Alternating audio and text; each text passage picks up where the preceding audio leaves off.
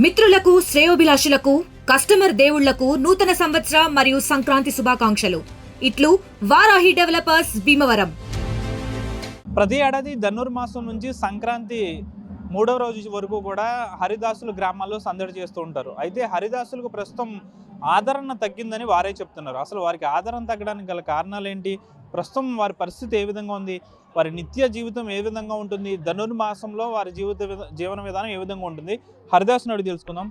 ప్రస్తుతం మీరు గ్రామాల్లో తిరుగుతున్నారు. చాలా వరకు కూడా మీలాంటి వాళ్ళు అయితే తగ్గిపోయారు. చాలా వరకు యువత వచ్చారు, బండి మీద కూడా వస్తున్నారు. ప్రధానంగా దీన్ని తగ్గిపోవడానికి గల కారణం ఏంటి? జై శ్రీరామ్. ఈ హరిదాస్ అనగా నెల ప్రారంభించిన కాడి నుంచి 30 రోజులు గ్రామం తిరుగుతాను. ఈ గ్రామం తిరిగి వచ్చే ఆదాయము రోజుకి 2-3 కుంచాలే తప్ప ఇంతకు మించి ఆదాయం ఏమి రాదు. ఆఖరిని ప్రతి ఒక్కరూ కూడా హరిదాసుకి దక్షిణ తాంబూలం, స్వయం పాకం సమర్పిస్తున్నారు. ఇలాగ పూర్వం 20 సంవత్సరాల నుంచి నేను తిరుగుతున్నాను. ఈ వచ్చే ఆదాయాన్ని బట్టి నా కుటుంబం గడిచే విధానం కూడా సంవత్సరం పాటు లేదు. నా కుమారులు కూడా ఈ వృత్తిని సహకరించట్లేదు. మా వృత్తి యందు ఈ కళను ఎవరు కూడా ఎదురు తీసుకురావట్లేదు. వచ్చే ఆదాయం సరిపోక ఎవరు తోచిన మార్గాల్లో వారు వెళ్ళిపోతున్నారు. ఇప్పుడు భక్తి శ్రద్ధలతోటి హరిదాసులు తగ్గిపోతున్నారు. గ్రామాల్లో హరిదాసులు లేరు అని మోటార్ సైకిల్ మీద కొంతమంది పాద సేవ తిరుగుతున్నారు.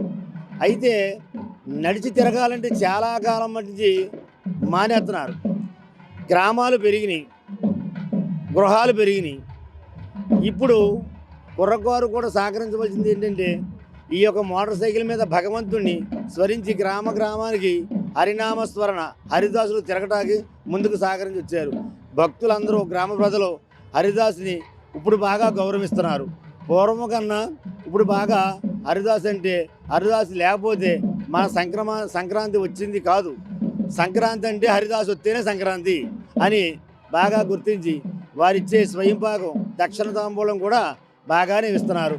ఇంకా హరిదాసు ఈ కళను ఇంకా ప్రోత్సాహం కావాలంటే గ్రామ ప్రజలందరూ, గ్రామస్తులు ఈ ఒక గ్రామం తిరిగి హరిదాసుకి అందరూ కూడా సహకరించి ఇంకా అభివృద్ధి తీసుకురావాల్సిందిగా కోరుతున్నాను.